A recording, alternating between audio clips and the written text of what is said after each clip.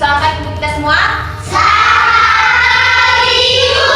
Gimana kabar hari ini? Sehat, kuat, luar biasa. Tuhan ya. Oke, kita akan melanjutkan pembelajaran kita, tapi sebelumnya juga melakukan absensi terlebih dahulu. Jadi kalau bisa jawabannya, tolong katakan dan dijawab saja. Oke? Aditya Pratama Simamora. Hadir Bu. Aditya Manado. Hadir Bu. Anissa Simamora. Hadir Bu. Oke. Nah, kemudian kita akan mau masuki proses belajar mengajar kita, tapi terlebih dahulu kita bernyanyi dan berdoa terlebih dahulu. Silakan. Udah buat ya. Jangan sampai menatap kau dan bingung. Kau bisa bertemu sekolah ini dengan Baik, sebelum kita mulai pembelajaran kita buat dulu kesepakatan kelas. Oke? Setelah pembelajaran nanti, seperti biasa kalau ibu bertanya, silakan mengangkat tangan terlebih dahulu dan jangan menyebutkan jawabannya. Sudah? Siswa boleh memberikan jawaban setelah dipersilakan oleh guru. Sudah? Kemudian selama pembelajaran tolong menjaga ketertiban. Kalau minggu lalu kita sudah belajar tentang teknologi tangan, ya kan? Apa itu teknologi tangan? Nanti kita lanjutkan di cara membuat tempe. Coba dibuka bukunya di halaman 51. Sudah semua bukan? sudah Bu. Di situ ada teks cara membuat tempe. Dari Simamora tolong dibacakan. Buat, yang lain dengarkan. Cara membuat tempe. Kedelai merupakan hasil perkebunan yang Kedelai ya, bukan kedelai. Kedelai merupakan hasil perkebunan yang memiliki banyak manfaat. Tempe Katanya, cara membuat tempe itu cukup mudah. Nah, bagaimana tadi cara membuat tempe? Yang pertama itu kacangnya dicuci terlebih dahulu. kemudian direndam sampai beberapa jam katanya itu. Buat tempe kerja. Oke, perhatikan di bawah teks halaman 52. Amati teks pada paragraf terakhir. Apa manfaat teknologi tanam terhadap hasil panen kacang kedelai? Terapkan di bawah ini. Coba, paragraf terakhir, bacakan dulu kita. Dapat dikonsumsi dalam bentuk yang baru yaitu tempe melalui teknologi pangan. Teknologi pangan telah rusak. Iya, itu manfaat tempe. Apa tadi? Untuk memperbaiki sel-sel tubuh yang rusak. Berarti tempe itu tidak hanya sebagai zat protein, tapi sebagai gizi yang membentuk sel-sel tubuh yang telah rusak. Sudah? Nah, lihat di pertanyaan berikutnya. Coba kita lengkapi teks yang di bawah, teks ruang di halaman 53. Sekarang diskusikan bersama teman kelompok untuk mengisi teks ruang di bawah. Lihat, di bawah kan ada di situ jawaban. Sekarang tugasnya diskusikan dengan temannya sekelompok. Lihat, teks mana atau kata mana yang kita buat ke sini untuk melengkapi kalimat ruang. Coba, siapa cepat? Kelompok siapa cepat? Silakan jawab cepat.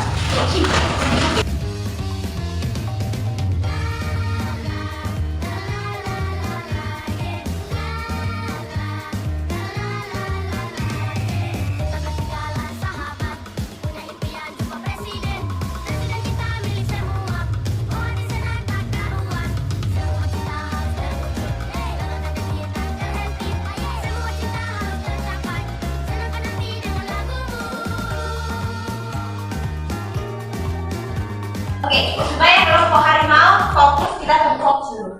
Ya, karena kita mau praktek, kita harus fokus. Oke, kita harus fokus. Melihat, mendengar, melihat, fokus.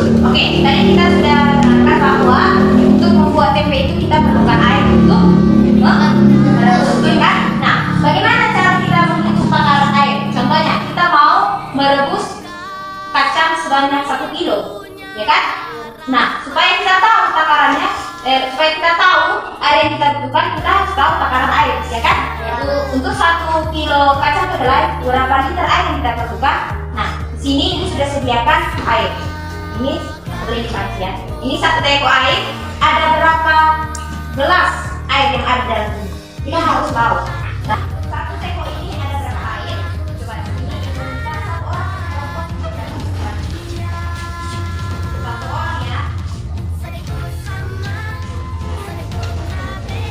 1 orang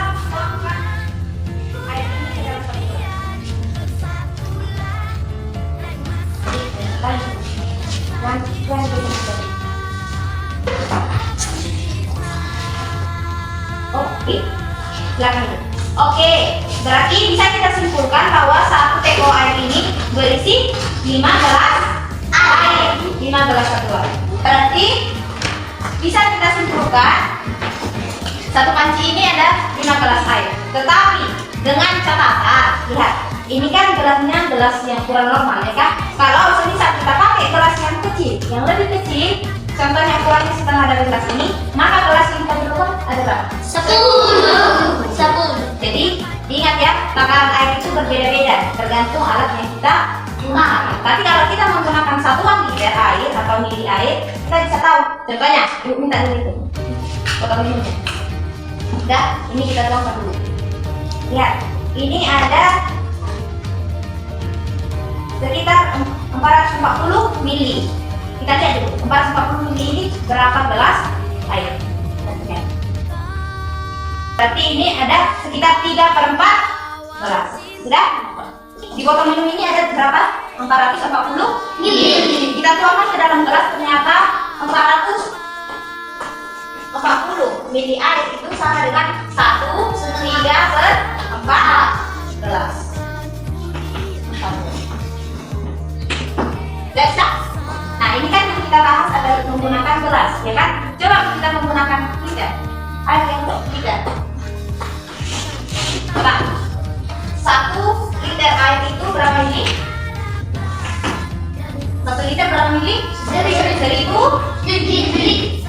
Nah, coba. Tadi kan ini ada 440 mili. Berapa liter ini? Kalau dalam satuan liter ada berapa? Kita buat sini 440 mililiter per 1000. Berapa ini? Kita pakai colek. Jadi 440 mili itu sama dengan 0,44 mililiter. Sudah? Bisa? Bisa coba di rumah? Bisa. Oke. Sekarang, nah, tadi kan kita di sini sudah belajar kalau satu panci sama dengan 5 gelas air, 3 panci sama dengan 5 gelas satuan. Nah, bagaimana kalau itu baik? 20 gelas sama dengan berapa panci? Tangan depan. 4 panci. Kenapa 4? Karena tadi satu panci itu 5 gelas. Berarti yang kita buat apa? 20 per 5. 20 per 5, 20 per 5, 4. Sudah? Ibu ada buat sini panci. 1. Panci ketiga, kedua ada mana? Panci yang lebih banyak airnya?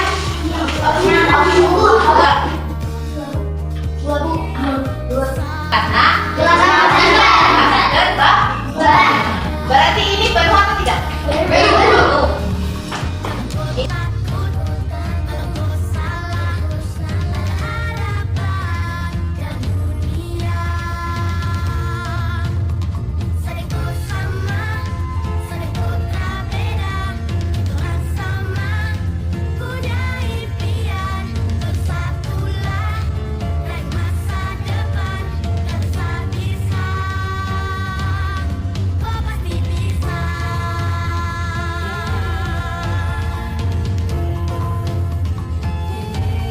Kalau sudah paham, sekarang mendengarkan ke sini. Ambil posisi mendengarkan. Oke, kita sudah belajar tadi ada 2 materi. Yang pertama itu cara membuat tempe dan satu lagi volume air. Menghitung volume air dalam gelas satuan. Oke, yang dengar. Tadi kita sudah membahas tentang cara membuat tempe. Kita sudah tahu apa manfaat buat tempe. Cara membuat tempe itu tadi sangat gampang. Yang pertama, tempenya dicuci, kemudian direndam dan direbus sampai hangat. Kemudian suhu kacang kedelai yang sudah hangat ini kemudian kita beri apa? Lagi. Tunggu sampai 12 sampai 18 jam baru bisa dikonsumsi. Nah, manfaat dari mengonsumsi tempe ini ada apa? Memperbaiki sel-sel tubuh yang telah rusak. Memperbaiki sel-sel tubuh yang. Nah, yang terakhir materi kita adalah cara menghitung air yang kita gunakan untuk merebus tempe tadi, ya kan? Nah, kita tadi buat satu panci itu setara dengan 5 gelas air. Dan kita sudah bisa membandingkan dalam bentuk pecahannya tadi, ya kan? Ada yang tidak paham? Semuanya paham? Oke. Cukup sekian materi kita hari ini yang saya disampaikan. Sampai jumpa di pertemuan berikutnya. Selamat pagi. Selamat pagi, Bu.